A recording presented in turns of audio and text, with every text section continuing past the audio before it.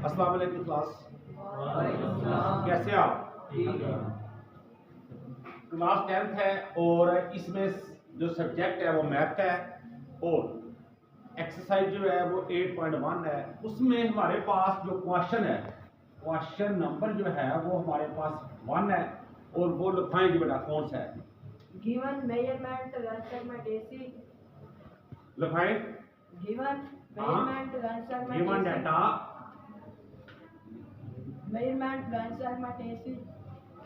Measurement angle Measurement line segment.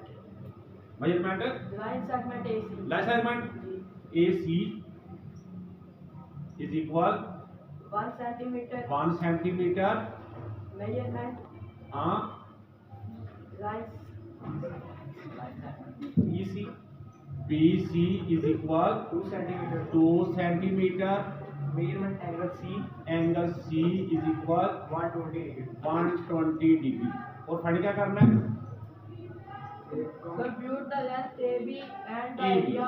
AB आपने find करनी है और एरिया ऑफ ट्राइंगल ABC आपने फाइंड करना है। ये आपके पास क्वेश्चन है, ये गिवन डाटा है। अब यहाँ पे देखें तो हमारे पास एक एंगल है, 2 साइड्स है और ट्राइंगल हमारे पास है AB एंड C। हमारे पास जो है AC है, AC 1 सेंटीमीटर है, BC आपके पास 2 सेंटीमीटर है। तो हम इसको स्टार्ट करते हैं जी। सॉल्यूशन में हम सबसे पहले बनाते हैं इसकी डायग्राम और डायग्राम के मुताबिक ही हम इसे लेके चलेंगे। सबसे पहले हमारे पास जो है डायग्राम कैसे बनेगी, हमने फाइंड करना है A और B। ये A है और ये आपके पास ये B है। अच्छा, आपने यहां से भी देखना है कि BC आपके पास क्या है। अब ये लाजमी नहीं है कि यहाँ पे ही A हो और यहाँ पे ही कोई और, ये आपने यहां से चेक करने के बाद आपने डिसाइड करना है कि हमारे पास जो पॉइंट्स हैं वो कौन कौन से हैं।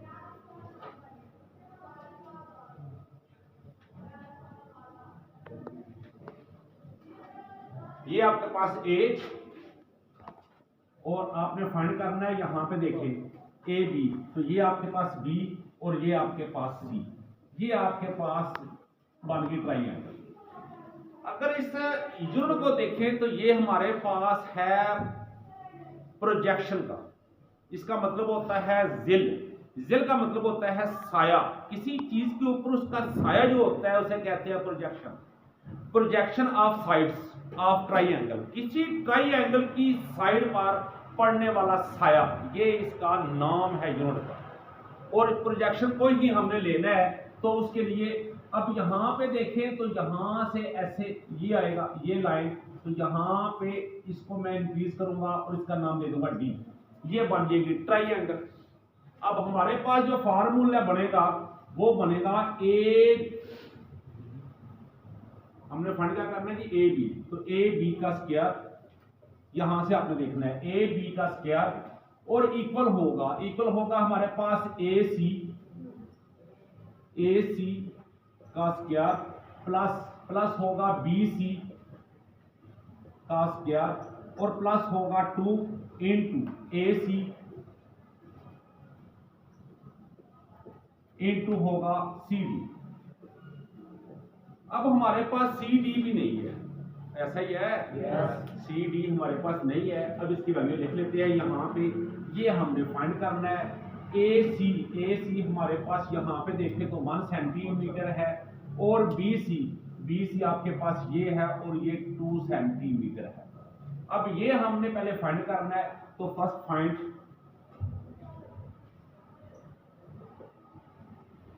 CD।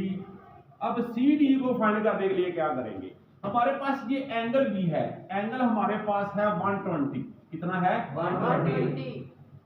अब AC और D ये एंगल होगा 180 डिग्री का और 180 डिग्री में से 120 ये बन गया और ये जो साइड है एंगल की ये बन जाएगा हमारे पास 60 डिग्री। ये क्या बनेगा? 60 डिग्री। अब हमने ये CD को फाइंड करना है। अब मैं इसको थोड़ा सा यहाँ पे एक्सप्लेन करता हूँ। इसका नाम B, इसका नाम C। डी, ये वाला डी, और सी ये अलग से बनाइए ताकि आपको समझ आ जाए, ये सी। अब ये हमारे पास है 90 डिग्री का, ये हमारे पास जो है ये है 60 डिग्री का। हमने इस चीज को फाइंड आउट करना है। तो यहाँ पे जो रेशो लगेगी ट्रिग्नोमेट्री की वो लगेगी कॉस। कॉस जो होता है वो बेस डिवाइडेड हाइपोटेन्यूज होता है। इसको गौर से समझिए आप।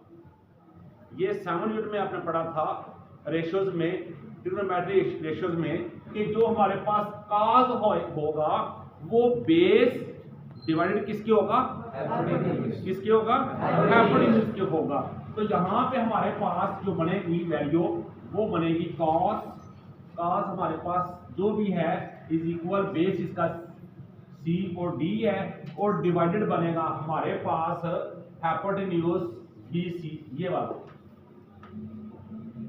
अब इसमें वैल्यू पुट करते हैं। कॉस हमारे पास 60 है, कॉस 60 है, और बी सी की वैल्यू यहाँ पे 2 है, तो 2 यहाँ पे मल्टीप्लाई कर देंगे और ये बन जाएगा सी डी। अब कॉस 60 चेक करें, फाइंड करें और इसको मल्टीप्लाई करें 2 के साथ, बताइए क्या आता है, 1। अब सी डी जो हमारे पास वो 1 सेंटीमीटर, ये अब आपके पास आ गई है जी 1 सेंटीमीटर। अब ये वैल्यू जो है ये यहाँ पे पुट करेंगे। क्या यहाँ तक आपको समझ आ गई है? Yes. अब जगह काम होने की वजह से यहाँ पे अप्लाई करते हैं फार्मूला। अब ए बी की वैल्यू यहाँ पे हमने फाइंड करनी है, इसको भी ध्यान में रखिएगा। होल का स्क्वायर इज इक्वल ए सी का स्क्वायर, ए सी आप यहाँ से लेंगे 1, तो 1 का स्क्वायर प्लस बी सी आप 2 लेंगे, यहाँ से ये 2 लिखा हुआ है तो 2 का स्क्वायर लेंगे और प्लस करेंगे 2, ये 2 इनटू में ए सी आपके पास 1 है, और सी डी आपने फाइंड किया है ये वाला 1, तो ये वाला 1 यहाँ पे आ जाएगा मल्टीप्लाई में। तो ए बी का स्क्वायर इज इक्वल 1 का स्क्वायर 1, 2 टाइम 4 प्लस 2, तो ये आएगा 7 ए बी का स्क्वायर। अब इसका स्क्वायर खत्म कर देंगे तो अंडर रूट ये कैंसिल हो जाएगा, तो ए बी आपके पास 7 में भी हो सकता है कि बुक वाले ने आगे इसका आंसर चेंज किया हो। अगर आपका आंसर ये मैच ना करे तो यहाँ पे इसका स्क्वायर रूट लीजिएगा और जो बुक पे आंसर होगा वो इसके बिल्कुल सेम आ जाएगा। क्या आपको समझ आ गई है? Yes. अब हमने इसका जो सेकंड पोर्शन है ये वाला, अब इसको फाइंड करते हैं। तो इसके लिए हम फाइंड करेंगे जी एरिया। क्या फाइंड करेंगे? एरिया। किसका एरिया? ABC triangle. अब बोले ना, ABC triangle. तो उसके लिए area of triangle A B C ये इक्वल होता है 1/2 इनटू बेस और मल्टीप्लाई किसकी होगा, हाइट। क्या किसकी होगा, हाइट। ये हमारा फार्मूला है। तो इसकी वैल्यू पुट करते हैं यहाँ पे। तो area of triangle A B C 1/2 into, अब बेस जो है यहाँ मल्टीप्लाई आ जाना, नजर आ रहा है आपको? Yes. तो बेस इसका कितना है जी, कितना है, 1 सेंटीमीटर.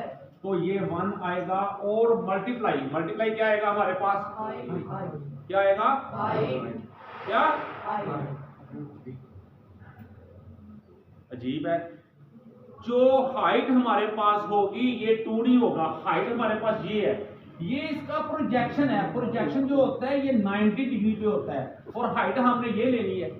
हाइट कौन से लेनी है, ये लेनी है। और यहाँ पे अगर देखें तो मैं आपको ये भी एक्सप्लेन करता हूँ, थोड़ा सा गौर कीजिएगा। ये आपके पास 90 डिग्री, ये अगर हमारे पास 45 डिग्री हो तो उसके अपोजिट जो होती है साइड वो 1 की होती है, और कितने की होती है, 1 की। और जब ये 60 डिग्री की होती है तो ये √3 के इक्वल होती है साइड।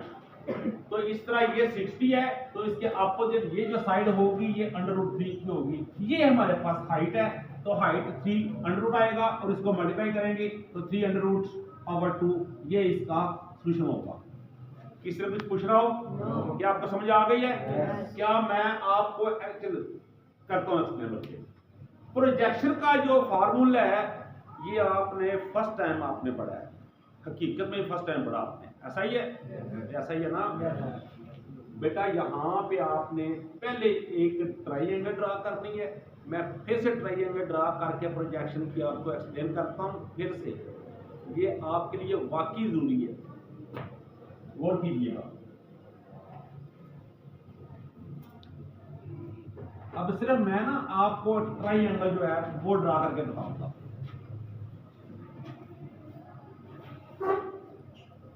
अब मैं थोड़ी ज्यादा बना रहा हूं, लंबी एरिया पे ज्यादा बना रहा हूं ताकि आपको समझ आ जाए। इसका ये पॉइंट और ये पॉइंट, ये मेजरमेंट के हिसाब से ए और ये बी, ये हमने फाइंड करना है। समझ में आ गई बात? अब वैल्यू लिखते हैं, इसके मैं नाम दे देता हूं सी का। अब यहाँ पे ए सी आपके पास 1 सेंटीमीटर और बी सी, ये बी सी ये कितना है बेटा 2 सेंटीमीटर। एंगल सी कितना है 120 डिग्री और कितना है 120 डिग्री। अब इसके आगे आपने प्रोजेक्शन इसका फाइंड करना है। तो प्रोजेक्शन इस यहाँ पे ये परपेंडिकुलर होगा, जब ये परपेंडिकुलर होगा तो 90 डिग्री पे आएगा। तो इसको मैं जरा प्रोड्यूस कर रहा हूँ लाइन ए सी को, तो इसका नाम मैंने डी रख दिया। तो ये जो एंगल बनेगा ये बनेगा 60 का, ये ट्राइंगल बनेगी। क्या आपको समझ आ गई इसकी? Yes. आप कुछ पूछ रहे हैं? पक्का? अल्लाह हाफ़िज़।